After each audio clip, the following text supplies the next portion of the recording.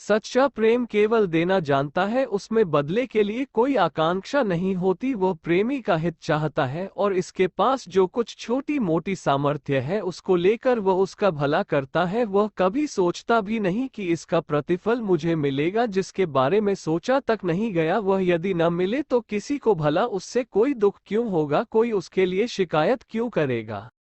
ईसा ने कहा, परमेश्वर की इच्छा पर मैं अपना सर्वस्व सौंपने को तैयार हूँ। इस दुनिया की कोई चीज मैं नहीं चाहता, मैं उसे इसलिए प्यार करता हूँ क्योंकि वह प्यार के ही योग्य है। परमेश्वर में क्या क्या शक्ति और विशेषता है, इसे जानने की मुझे तनिक भी इच्छा नहीं है, क्योंकि उससे मैं सिद्धि या अधिकार नहीं चाहता। मेरे लिए इतना ही जानना पर्याप्त है कि वह प्रेममय है, प्रेम उसे प्रिय है।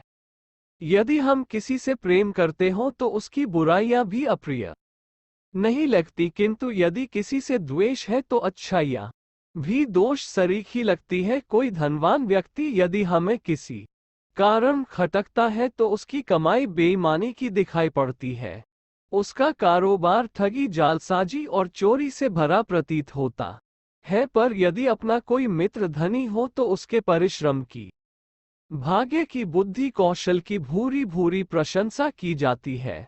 कहते हैं कि अपना काना लड़का भी सुंदर लगता है और पराया सुंदर बालक भी भोंदू जैसा दिखता है। प्रेम में ऐसी ही विशेषता है। केवल प्रेम पात्र ही नहीं, उसकी वस्तुएं भी सुंदर, निर्दोष एवं उत्तम लगने लगती हैं, किंतु इस प्रेम भावना के हटते ही सब कुछ कुरूप, त्रुटिपूर्ण, हानिकारक, अवांछनीय एवं भयंकर लगने लगता है। ईश्वर का सच्चा प्रेमी अपने प्रेमी पात्र परमेश्वर से कहता है, हे प्रभु, इस दुनिया में जो दुख मौजूद है मैं उनसे डरता नहीं। इस दुनिया में पाप मौजूद है, मैं उनके दंड भुगतने में तेरी रियायत नहीं चाहता। धन, स्वास्थ्य, सौंदर्य, बुद्धि आदि संपदाएं प्राप्त करने के लिए भिखारी बनकर तेरे दरवाजे पर नहीं आया, और न मुक्ति की, स्वर्ग की कामना के लालच में फिर रहा हूँ। मुझे जन्मने और मरने दे, अपने बोए हुए कष्टों को काटते हुए। मुझे तुझसे कुछ शिकायत नहीं, मैं एक ही आकांक्षा करता हूँ, तू मुझे अपने से प्यार करने दे। प्यारे के लिए प्यार, सिर्फ प्यार के लिए प्यार।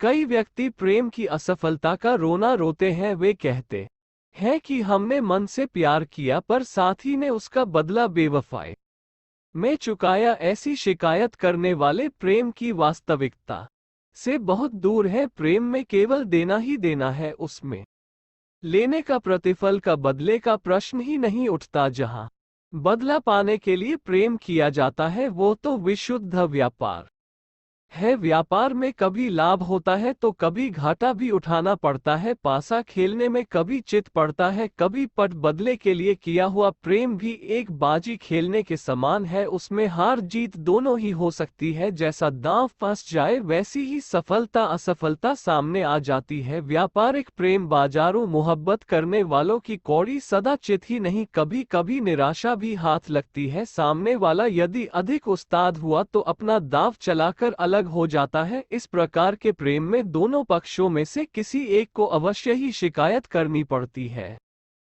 एक पहलवान तो गिरेगा ही। खरीद बेच करने वालों में एक को लाभ होता है तो दूसरे को घाटा। इसमें पश्चाताप या दोषारोपण करना व्यर्थ है। भोगेच्छा को प्रेम कहना एक बहुत बड़ी प्रवंचना है। प्रेम तो आत्मा में ही हो सकता है और भोग शरीर का किया जाता है। इसलिए जिनके प्रेम के पीछे भोग की लालसा छिपी है, उनकी दृष्टि शरीर तक ही है। आत्मा का भोग नहीं हो सकता, वो स्वतंत्र है, वो किसी के बंधन में नहीं आती। बंधन में केवल शरीर बंधता है। सच्चा प्रेम आत्मा से ही किया जाता है, उसमें चुभन, पीड़ा, बेचैनी, बेबसी, निराशा कुछ नहीं है। न उसमें विरह है, न वेदना। इन दोनों ही विषयों से वह मुक्त है। जिससे प्रेम करना हो उसके शरीर पर घात न लगाई जाए, जिसका शरीर भोगना हो उसके साथ प्रेम का नाटक न किया जाए, यही उचित है। प्रेम करने का उद्देश्य अपने आत्मा को प्रेम रस से सराबोर करना है, उसका और कोई प्रतिफल नहीं। भौतिक दृष्टि से प्रेमी घाटे में रह सकता है, उसे ठगा जा सकता है, धोखा हो सकता है, और वह ऐसा त्याग करता है जिससे उसे स्वयं बड़ी कठिनाई उठानी पड़े। किंतु प्रेम भावनाओं के उत्पन्न होने के कारण आत्मा में जो स्वर्गीय आनंद आविर्भूत होता है उसका मूल्य बहुत है, इतना अधिक है कि उसकी की तुलना में सब कुछ गंवाना पड़े तो भी प्रेमी नफे में ही रहता है।